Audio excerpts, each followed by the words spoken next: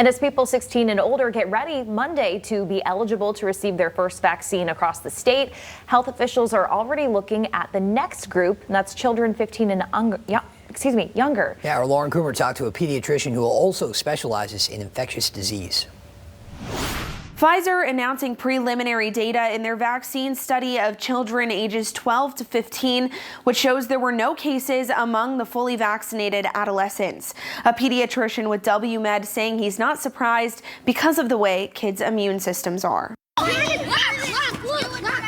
We have a very high rate of effectiveness in the older population, and we have even a higher rate, 100% in adolescents. It's the next step at fighting the pandemic. At least that's what Dr. Hal Jensen says regarding the news of the efficacy rate of Pfizer's COVID-19 vaccine in adolescents 12 to 15. Extending the age group for the vaccination from 16 down to 12 years of age, that's a logical next step. And now Pfizer and other companies also are extending it below that age as well. Some of the studies are actually down to as low as 6 months of age. Dr. Jensen saying while many adolescents generally won't have the same effects as someone who is elderly fighting COVID-19, it is still important they're vaccinated. Vaccinating everybody will help prevent disease in them, but also will help prevent the disease from spreading.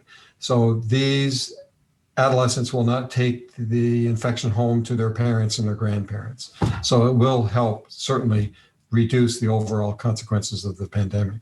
Ready? And give a good cough. Go. As the country continues vaccination efforts, Dr. Jensen says it's an exciting time as we're on the verge of having the ability to quell the pandemic and get to some version of normalcy. I think vaccinations are the key for many of us to be able to get back to doing things that we routinely did before. And certainly schools are part of that. Getting teachers immunized, getting the children immunized is really going to help us return back to in-person learning. Dr. Jensen says he fully expects that vaccine trials will show that the COVID-19 vaccine will be just as effective in those younger than 12. The next step is for Pfizer to get the FDA to grant emergency approval for use of the COVID-19 vaccine in ages 12 to 15 to continue vaccination efforts in that group. Reporting in Kalamazoo, Lauren Coomer, Fox 17 News.